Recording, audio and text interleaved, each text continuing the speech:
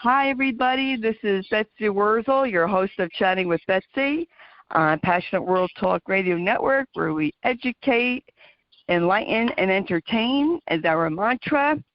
Folks, I want you to listen to this podcast. It's very important.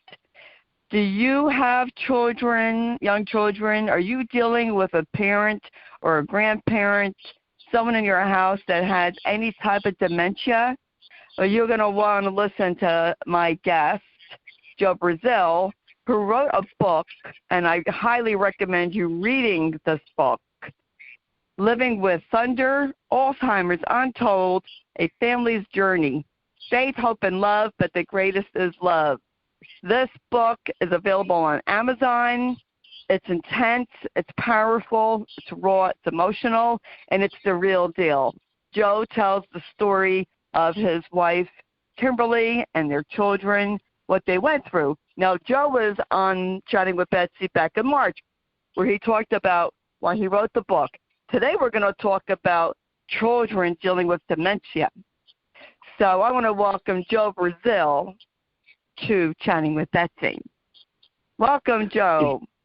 Oh, thank you. It's Welcome so good back. to be. Yes, it's so good to be with you. And since that time, I feel like we've become more acquainted. You're almost like a sister, or close friend.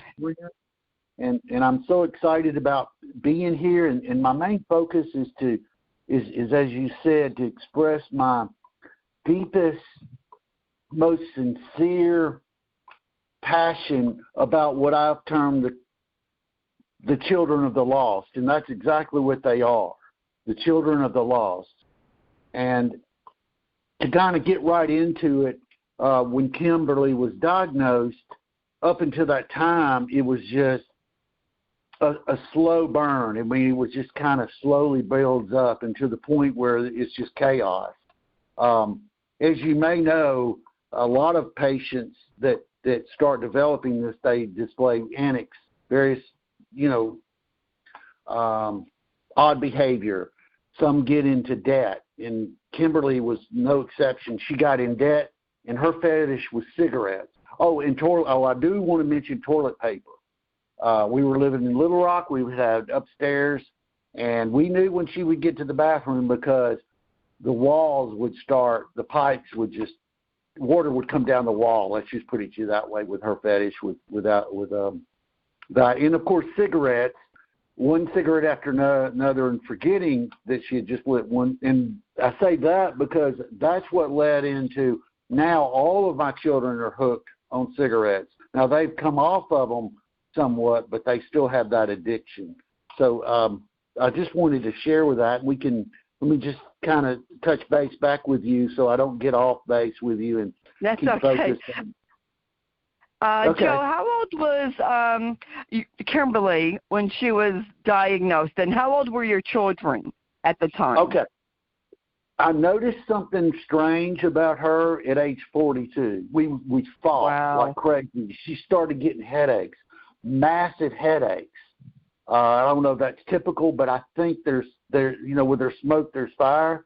So I think at age 42, she and I would get in these arguments, just horrendous arguments, and it went on for about 6 years. We'd have good days and bad days, but we would go to the doctor, and it was just always one more prescription, and apparently they were so bad. Now, she wasn't an alcoholic per se, but she also would drink alcohol with taking this medication because she said it just took the edge off. And she, as a little girl, her mother was German, and she gave her a little beer when she was growing up. I mean, that was just a culture thing. So I think medication and alcohol had something to do with it.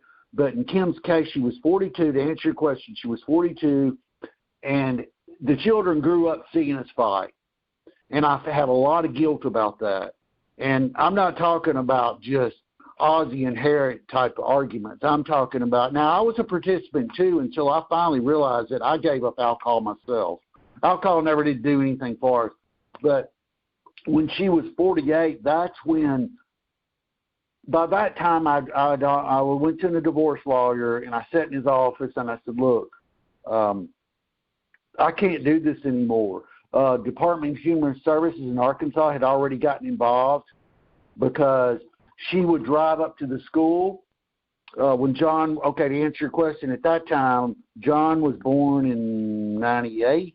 This was, he was about first grade, maybe 5 or 6.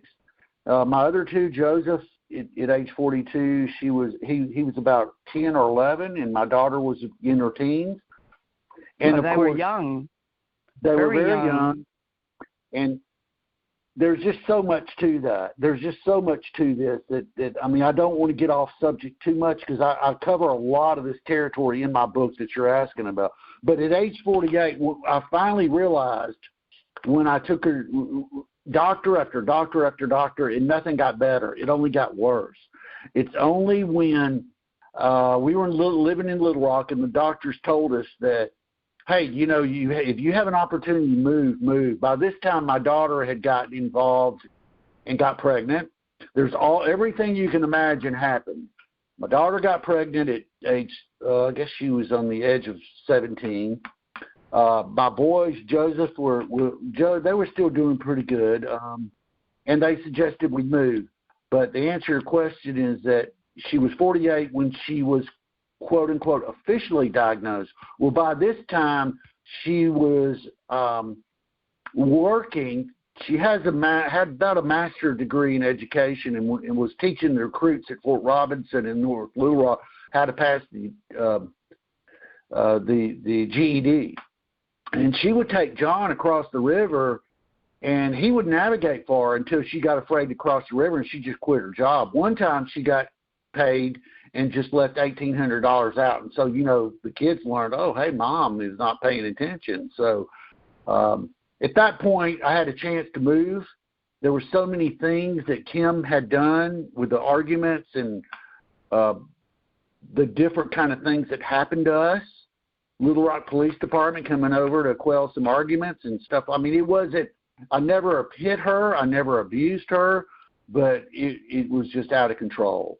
And so we moved to Mississippi, my job, and when we moved to Mississippi, it was just pulling up roots. I do not advise any move at all when you're going through this because they were already established, and that just kind of rocked their world when you pull up. You know, John, by this time, when we moved, he was in 5th grade. We moved in December, which was really that tells you how stressed out I was. But by that time, I realized the diagnosis, they had done the test, the various, the SPECT test. Are you familiar with that? Yes. Okay, they done that, and they noticed that she had some strokes in the base of her brain. With the spinal cord, you know, at that point where it comes into the skull, they noticed that there were some strokes, but that was all. They didn't see anything else. They didn't know what it was. They just knew the diagnosis. And in the meantime, I'm busy running around taking care of Kim, and my children are just kind of starting to learn to take care of themselves. And when we moved to Mississippi, I had to do all this homework, get kids in school. Carrie was coming. We had a wedding, you know, she's expecting. We had a wedding in November. The baby was due in February. I moved 7 souls and 5 dogs to the country, and plus a career. So what these children saw in their father, this is what I want to share. I went to a counselor, and what was one of the first things? I did some things right, but one of the first things I did is I went to see a counselor. He told me that I had 3 choices. The first thing, I could put Kimberly away somewhere. I don't know what that meant, but he said that's an option. Number 2, they were young enough that I could send them, you know, John to my sister, my son to my brother, adopt them out, so to speak. Or number 3, I could keep on doing what I was doing. And I chose to keep on doing what I was doing. Now, I think that was a good option had I known, had I had the tools that I'm going to share with you. I didn't want to break up my family, but it was chaos. I will backtrack and say that when Kim was diagnosed, or realized when I was little, that what happened was that she had this disease or had something. That's when I realized, wonder what would have happened if I had divorced her. So God stepped in. I mean, that's all the answer I can tell you. And living from one crisis to another is just not a good thing to do. And children pick up on that. And so subsequently, they develop a lot of anxiety, and that anxiety is very, very subtle. They don't want to bother their parent. And of course, as a parent, we're their only book that they read. So they're going to learn and watch us. They're learning from us until they learn to read their own book or do their own thing. And that's not very good. To be in that situation where the primary caregiver is so stressed out, they're not paying attention to their children. They're not paying attention. They're just jumping from one fire to another. So the stress level was, you have to consider the factors of the stress level, the condition of your loved one, what kind of support you have, the ages of your children. Those are the factors that you have to consider. And you have to have the support for what I call the children of the lost. Now, I'll admit I did blow it because there's a lot of factors in this. When you move or when you get this diagnosis, it's very, very important. I mean, paramount important that you're careful. And when I say careful, you have to be careful about, how do I say this? The school administration, find out what their level of education is among their staff. In this case, I went out with guns blazing because when I put John in school at 5th grade and Joseph in high school, I went and told the administration, I said, look, my wife has this disease, and I may or may not be available. So, here my daughter who's at home at 17, I put my daughter in charge. So that was another thing that I did. I feel badly about my daughter and that I placed her in that position, but I had no other choice. I moved to a foreign land per se. I had no family there at the time. I had no support. So having the support system, we moved from one that I had a support system with my church to none. Now, we did find a great church, and they were helpful and they were understanding, but the thing that I did with my children as far as school, I placed them in school and I told the authorities, the principal and all of those people, and the counselor had no clue what to do with anyone with this kind of thing. And, of course, John, an example I say in the book, for when John was in school, here's a perfect example. When I put John in school, I was working for the power company. I came home one February evening, that first February, and it was cold. I think first time it snowed in Mississippi in years. And so when I pulled up, here John comes at 5th grade. He comes up to my car real excited. He shows me, he rolled down the window, he shows me his homework. And he's so proud because, he doesn't know anybody there. I pulled him out of school and put him in this environment. His mother is now Diddy Bops, I call it, down the stairs. And he's so excited, and she kind of shoves him out of the way and says, where's my cigarettes? Do you have my cigarettes? I really need a cigarette. Where have you been? I want my cigarette. So she was at that level that I didn't really want to put her anywhere. I didn't want to rip her out of the home. But if you get the idea that John was devastated, he was just put second fiddle because now her needs overshadow his, and he's got a developing mind. So the thing is, then of course, my son Joseph is in high school now, and so the administration immediately, what I'm getting at is the administration immediately start putting a target on my children, on John and Joseph. So in high school, for example, Joseph, I got a teacher, I got involved with the Alzheimer's group there, and I wanted to give a talk. So I gave a talk at our church in Brandon, Mississippi, and we invited all kind of people from Vicksburg to Hattiesburg, and several people showed up, like 100 people showed up. But the night before, this is probably when he was in 10th grade or 9th grade, the teacher called me up and she said, hey, your son Joseph is sleeping in my class. So what is the initial reaction for that? Is, oh, he's not paying attention. He's staying up playing computer games all night. That's the reaction in the aura that I got from the instructor, the teacher. Well, interestingly enough, I was getting ready for this particular meeting the next day, and I said, look, can we schedule an appointment? And after the meeting was over, there was a program by the Alzheimer Association, and that we talked about early onset and this kind of thing, and there was not much on that even now. And after it was over, I got a tap on the shoulder. It was an older lady, and she says, I understand. I said, huh? She says, yes, I'm your son's teacher, and now I get it. He's not putting his head on the desk sleeping because of his mother. He's putting his head on the desk because he's worried about her, and he's stressed out, and he doesn't know what to do. I didn't communicate with my children like I should have. So all of that to say is it's very important to understand what level the administration is of the people that are caring for your children during the day, because this particular school or this whole mindset they need to have in-school service for teachers to teach them to look out for these children. Just because their head's on the desk doesn't mean that they're playing video games. Now, it's not just Alzheimer's, any terminal disease. So that's what I'm trying to say is that I could have done better. Well, you know what, Joe? They always say, right, hindsight's 20/20. Yep. And we always wish we knew back then what we know now. Back, when your wife had it and your children were young, they didn't really have much information out there or resources to help us.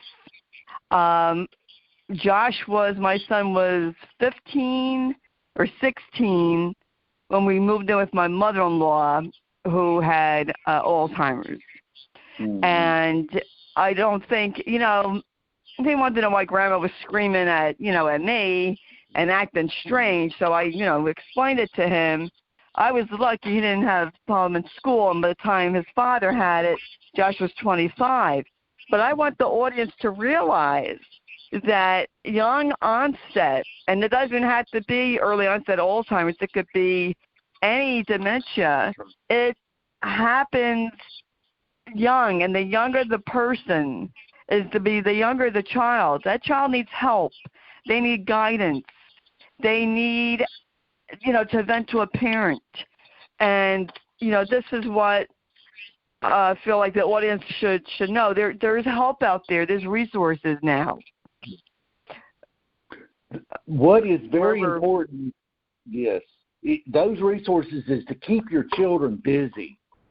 So what I did is that I was so busy working. I mean, we were upgrading the power systems, operating systems from OpenVMS to Linux. So I was all over the place. And I put my daughter in charge. And so what do they see? She's stressed out already because she's got a newborn now. John starting to get into things. Joseph's starting to get into things. They're starting, at that age, they're starting experimenting with things. So I put her in charge, and in doing so, be careful, because when you're stressed out and you see Mom take a pill and then all of a sudden she's calm, what does that tell her? Maybe I should try that. So what later happens is that they develop addictions, and it could be all kind of things. But in this case, again, it's talked about in my book. So I put my daughter in charge, and that wasn't a good thing. I needed to get some resources in play. And so that's very important, as you said. And how do you do that? Well, your church and your family. A lot of those people are what I call seagulls. They say, well, what can I do to help? And they'll fly in and they'll say, okay. But anybody that asks you for help, have a list to give them to do. Say, yeah, I could use you to do this. Could you take him for a dentist appointment? Could you do this for me? Eventually we were able to get some support by, I think I started out hiring a service, to come in and help, which was really good. And one of the other things I want to tell you that some of the things I did do right is I set up a revocable trust. And that's something that if you don't know what that is, you might want to look at, and never give up as far as Social Security goes by giving in to all of that. Just keep fighting for disability for your loved one if you don't have it. With children, you definitely need to get Medicaid involved, because, and it's a state-by-state basis. So I would have been remiss not to mention the physical financial responsibilities that you have to cover all your bases in this thing. And I'm talking about getting your children involved in counseling early on, family counseling, and also in your neighborhood, get to know your family, your neighbors. One time I got a call from my neighbor, and she said smoke was coming out of my house. I said, what in the world? Well, John had gotten in trouble with the school, and the bus driver had called me at the same time telling me he was taking John back to the house because he was spitting tobacco on the school bus floor on the bus. And just so happened, again, God stepped in, and he got off, and she had a cigarette and threw it in the trash can, caught that part of the house. It caught the trash can on fire, but luckily that was a case where it was good that John was there. So you got to look at safety issues also and talk to your neighbors, because my neighbor also called me. The other thing about your neighbor is that they will let you know if keep in tune with your neighbors. One thing about children I want to really stress is this. As John got older, he got more and more trouble. At school, he'd get in fights because, like I said, they're not trained there. So they would tease him, say his mother's crazy, that kind of thing. And so he'd get in fights. And it just escalated. So anything that went wrong, he got the blame for it. That's what I meant earlier by getting a target put on. There's so much to this. I mean, I don't know if there's enough time to go into all of this stuff, but I wanted to really tell you that one of the things that you can do is live by example. Calm yourself. See what you can do to just live moment by moment. And don't put responsibility to children that should be an adult responsibility. If it's too much, you're going to need to evaluate it. Don't give a 17-year-old girl the responsibility of medicating her mother that dispensing the medications when they're already stressed out and they're saying, I need something to calm me down, because that leads to addictions. And that's what happened with her. And the middle child seems to get kind of lost too. There's not enough to say. It's a lot to deal with. Yeah. There, once I started looking at my notes I have here, they're like, wow, it is so much. And the main thing to do, first and foremost, is communicate with your children. I mean, you have to sit down and talk to them and not get overwhelmed. Do you know much about swimming? I love to swim. I like to I don't swim. know. Okay. So do you know the idea about somebody drowning, what it's like? I don't want to wish that in, but I'll tell you, if somebody starts to drown, if you swim up there to them, they're not thinking. They're gonna just climb all over you because they're trying to get a breath. That's what happens with this disease when you have children. They see you, so you're there, and they see you just struggling. So they don't want to bother you. If they're young, as they're growing up, their mind's still developing. So they're going to gyrate to people that they're going to do one or two things. They're going to either go the good route, or they're going to go a route that is like less resistance. It's easy. Hey, man, it'd be easy to not. Well, John, for example, he didn't go. He was in 7th grade or 6th grade, something in elementary school, and and he was going to a reform school. That's all in the book, and it explains all that stuff, and it would it's interesting those, but he was hiding out in the woods for like 30 days. Now, what happened with the staff, the principal, he called me up, and they were so embarrassed about it, they just advanced him on up to the next level to get him out of, elementary, moving him on up to the 6th grade or 7th grade, whatever it was. That was just a mind-blowing thing. The other thing I got a meeting with all the counselors in our school district, and me and the Alzheimer lady, Sarah Murphy, at the time, she's in Pennsylvania now, I believe, and we talked to them. We said, do you have any education? They offered in-service training for them all. Do you know about Alzheimer's? Not one hand went up. So that's very important to understand that if your child's going to be with an educator or with somebody, that they understand what they're dealing with. Because too many times they think, oh, it's just an old person's disease. No, it can strike as early as 29. One of the things that I remember as John was about 14, there was this kid that he was already known as being in trouble. And I've been in and out with the court system with the juvenile judge several times. And I saw him walking, we live in the country, coming to the woods. He had a big old clown tattoo on his leg. And I said to John, who's that guy you're hanging around? Well, he told me. I said, don't hang around with him. Don't hang around with him. The important thing to know is with these kids with their early onset parent is know who the parents are. Get to know who the parents are, the friends. That's very important because what later John told me that he would go to their garage with his parents and smoke weed in the garage with them. The other thing, so that's pretty, eye-opening if you think about it. Well, I think, Joe, is that we, parents aren't perfect, and I think if we're honest with our children, it depends on the age of the child, and let them know, hey, you know what, I'm not perfect, but we know that being watching your mom or dad or whoever it is go through this is difficult, and I think we need to let our children come to us and vent to us so we can guide them, and then they don't go out, and seek advice to other people, which may not be a wise thing that you want them to get advice from. To take our children to, counseling. Counseling, I say this all the time, Joe. Parents need to counseling. I went for counseling when my husband was going through Alzheimer's. Children need it, even grief counseling. It's a lot.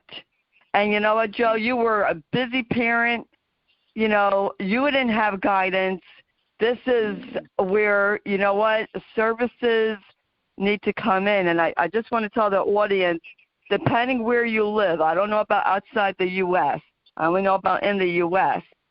Services can vary from city to city and state to state.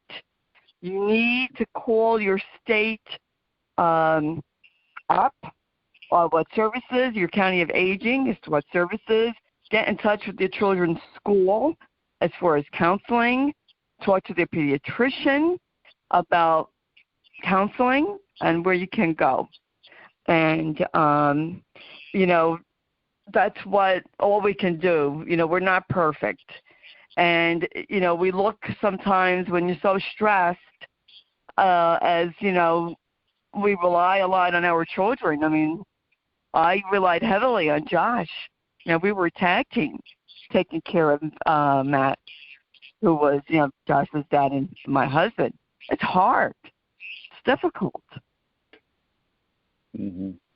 I wanted to share a story with you that as they got older, now they're in their, I have a daughter that's 30 and my son's 28 and my youngest is now 23.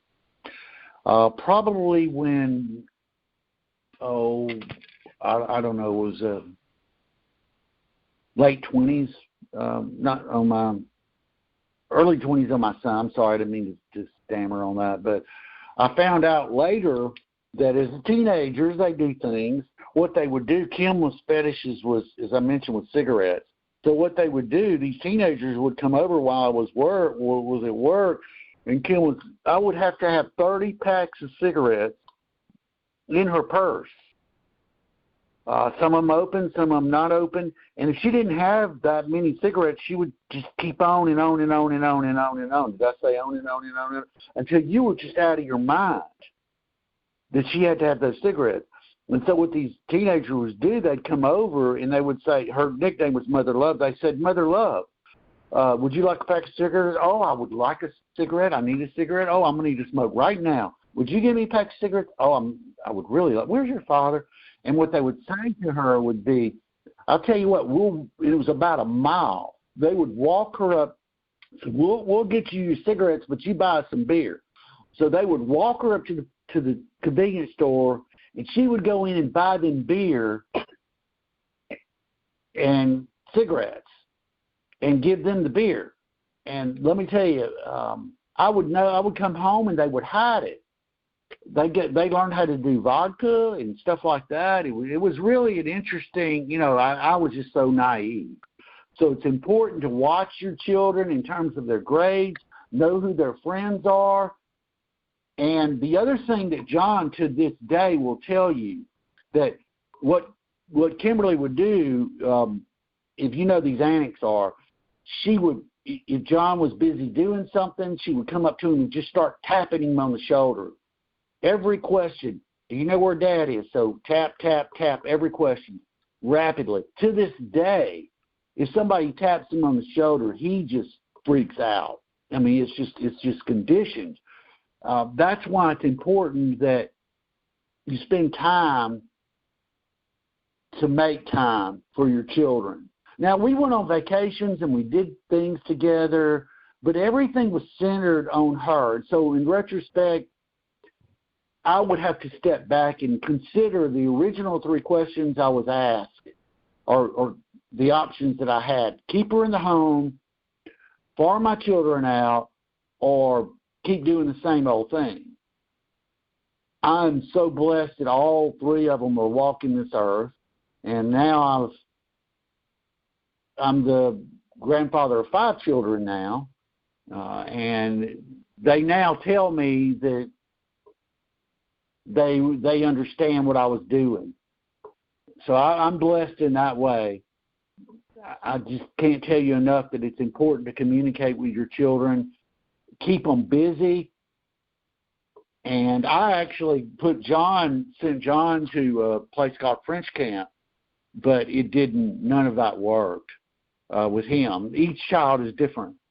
So, and I'd like to, open it up for any questions that you may have after saying all that, or whatever you'd like to go now in this aircraft carrier, if you will. Oh, well, thank you, Joe. Actually, time is up. It goes by so fast. So much to, discuss when it comes to children and dealing with any type of dementia. And now, Joe, there's books out. People can check Amazon. There's a lot of books explaining dementia to children now, which was not around when your children were younger. When my son was younger, they didn't have these books, and now there are. So if you are a parent, grandparent, and you would like to look for a book, just go on Amazon, look about, children, and to understand dementia, and you're going to see books pop up. I highly recommend Joe's book, Joe Brazeal, Living with Thunder. It is on Amazon. Is that correct, Joe? It could get your book on Amazon? Yes, ma'am. And is it in any bookstores, or is it just on Amazon? Right now it's on Amazon, and for Amazon Prime members, they can just read it. I mean, I've got that set up because I want to get in his hands as many people as I can, because the stories are self-explanatory in terms of the chaos. If you understand that you're in this journey of the lost and you have children of the lost, then you'll get it. You'll understand. But, yeah, it's available on Amazon, and it's not in any bookstores or anything like that. I haven't got a publicist or anything like that. It's just something I was called to do, and that's like 3 years of my life writing this book. And was the hardest work I've ever done. Well, thank you for writing the book. And you have a Facebook page, Living with Thunder, on Facebook that people can join and connect with you. Yes, that's right. And you just look it up, and you can join it and say whatever you want to on there. And it's designed to help people and vent or ask questions, anything that they want to do.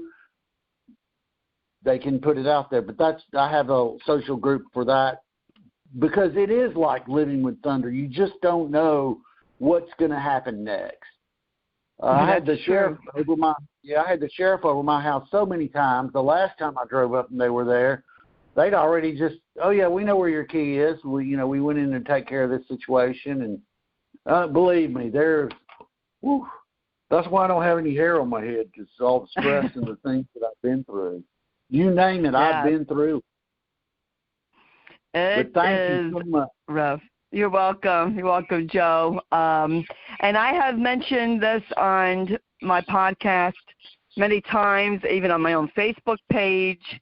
If you know someone who is dealing with any type of dementia and they have children, will you please show some kindness? Take that child out for a special treat. Take that child out to a movie, or take that child to an activity and help the parent out and get that kid a break. They need it. The children need it. I wanted to mention one more thing. One of the things I really wanted to do, and I did everything in my power. Why are all these church doors locked during the day? Why can't we open those doors up for children and have programs, use retirees or people that, for their time, to give programs to children? It doesn't have to cost anything. It doesn't make sense to me. That's all I wanted to add. So thank you again. You're welcome. That's a good idea, actually. And, my husband served faithfully in his church, our church, and when he needed help, we didn't get any. But that's a whole nother topic. That's a whole nother show. That's how places, they don't places understand. of worship, they don't. But places of worship could have such a great ministry reaching out to people that they would become knowledgeable. And they wonder why the pews in the church are so empty, because they're not opening the doors for the children when they're young during the week. Why? It makes no sense. That's what we need to do, is keep those children busy, to understand that living in sanity doesn't have to be like that. Sober living is the best way. I mean, you can see the vibrant colors and the sounds, and life is worth living. But to poison your mind with alcohol and drugs, what you see it everywhere, that's just wrong. And we have an opportunity now, if we could just open our eyes and open our hearts and our doors of these churches and these resources, and put these people that we've caged up in these independent living, they don't have to be that way. Bring them out and let them share their experiences in their life. I'm in a family reunion right now, and I found out one of my relatives was in the Battle of Midway as a pilot, and he survived. But those kind of stories could be shared with children and give them a new lease on life. Yes, that's true. I used to take my son to visit his grandma, his great-grandma, actually. My grandma, his great-grandma. And he loved visiting his great-grandma, even before she went to a nursing facility. And they loved seeing him. There's lessons also, Joe, and I want to bring this out to the audience. It doesn't have to be all gloom and doom. We can teach our children such valuable life lessons with caregiving, unconditional love, compassion, doing something for someone who can't do something back for you. That's, it's really unconditional love. That's what I would tell Josh. You're showing your dad unconditional love, and he knows it. And they know, I say love wins. They know the love. But I want to thank you, Joe, for coming on and sharing your story about your wife and your children. And thank you for writing this book. And I just have to wrap up. I forgot to say the disclaimer. The views of the guests may not represent those of the host of the station. And, folks, please share this podcast to help others. That's what Chatting with Betsy is about. And please subscribe. It's for free wherever you hear your favorite podcast. You'll never know who I'm going to have on. I have a variety of guests on many different subjects, so you never know. So please subscribe. And you can hear this, if you missed any of it, wherever you hear your favorite podcast. I'm on Apple, Google, iTunes, iHeart, Amazon, Alexa, just to name a few. I want to thank Jeannie White, who's station manager, Passionate World Talk Radio Network, for writing the blog, producing the show. And I want to thank Lillian Caldwell, CEO of Passionate World Talk Radio Network, who has this station. I'm thankful for it, to let people talk and let people's voices be heard. And this is what Passionate World Talk Radio Network is about, giving people a chance to be heard. And I just am so honored and privileged and blessed to be part of this station, that I have to say that because that's just how I feel. And in a world where you could be anything, folks, please be kind.